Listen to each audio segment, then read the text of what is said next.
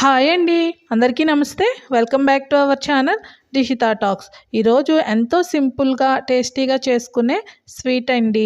అవును, చాలా సింపుల్గా ఉంటుంది. ఏదైనా స్వీట్ తినాలి అనిపించినప్పుడు జస్ట్ 10 నిమిషాల్లో చేసి పెట్టండి. ఇంట్లో వాళ్ళు అయితే చాలా ఇష్టపడతారు. అలానే ఏదైనా పండగలకు కూడాను ఈ స్వీట్ చాలా సింపుల్గా చేసేసుకొని నైవేద్యం కింద పెట్టేసేయొచ్చండి. ఇప్పుడు రెసిపీ ఎలా చేయాలో చూద్దాము. నేనైతే ప్యాన్లో 1 కప్పు వరకు పెసరపప్పు తీసుకొని స్టవ్ని సిమ్లో పెట్టేసుకున్నాను అండి. ఫ్లేమ్ని పెసరపప్పుని మెల్లిగా కలర్ చేంజ్ అయ్యి మంచి స్మెల్ వచ్చేంత వరకు వేయించుకుందాము.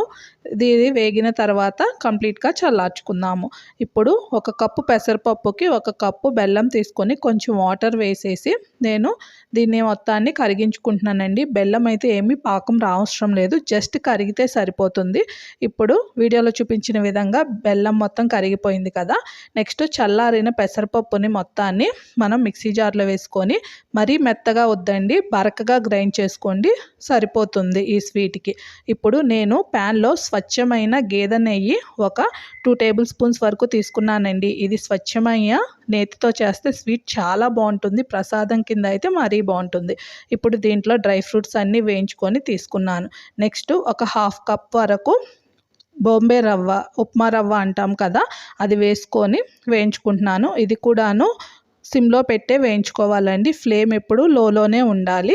నెక్స్ట్ దాంట్లోనే మనం గ్రైండ్ చేసుకొని ఉంచుకున్న పెసరపప్పు పౌడర్ని మొత్తాన్ని వేసేసి 2 మిక్స్ చేసేసుకున్నాను. నెక్స్ట్ 1 కప్పు పెసరపప్పుకి 1 కప్పు బెల్లం, అలానే 1 కప్పు పాలు తీసుకొని పాలుని కొంచెం కొంచెంగా వేసుకొని ఈ పెసరపప్పు మొత్తము పాలని అబ్జార్బ్ చేసుకునేంత వరకు కొంచెం కొంచెంగా వేసుకొని మొత్తాన్ని ఇలా మిక్స్ చేసేసుకుందాము. ప్యాన్కి స్టిక్ అవ్వకుండా వస్తుంది కదా, ఈ టైంలో మనము బెల్లాన్ని ఇలా స్ట్రైనర్ తీసుకొని ఫిల్టర్ చేసేసుకొని ఈ బెల్లం పాకం మొత్తం దీంట్లో వేసేసుకొని మొత్తాన్ని మిక్స్ చేసుకున్నామండి. ఫస్ట్ ఉండలు ఉండలుగా వస్తుంది. ఆ ఉండల్ని మెల్లిగా స్మాష్ చేసుకుంటూ ఉంటే ఇలా వస్తుంది కన్సిస్టెన్సీలో. దీంట్లో పచ్చి కొబ్బరి తురుము వేయండి, చాలా అంటే చాలా బాగుంటుంది. నెక్స్ట్ యాలకులని కొంచెం షుగర్ని గ్రైండ్ చేసుకొని నేను ఇలాచీ పౌడరు తయారు చేసుకున్నానండి. అది కూడా వేసుకొని మొత్తాన్ని కలిపేసుకొని ఇప్పుడు నెయ్యిని కొంచెం కొంచెంగా ఒక 2 టేబుల్ స్పూన్స్ వరకు వేసేసుకొని ఇలా ప్యాన్కి స్టిక్ అవ్వనప్పుడు మనం వేయించుకొని ఉంచుకున్న డ్రై ఫ్రూట్స్ అన్నిటిని వేసేసుకొని ఇలా కలిపేసుకుందాం. మనకి ఈ కన్సిస్టెన్సీ అయితే చాలా బాగుంటుందండి. చూడండి ఎంత జ్యూసీగా పర్ఫెక్ట్గా వచ్చింది కదా స్వీటు.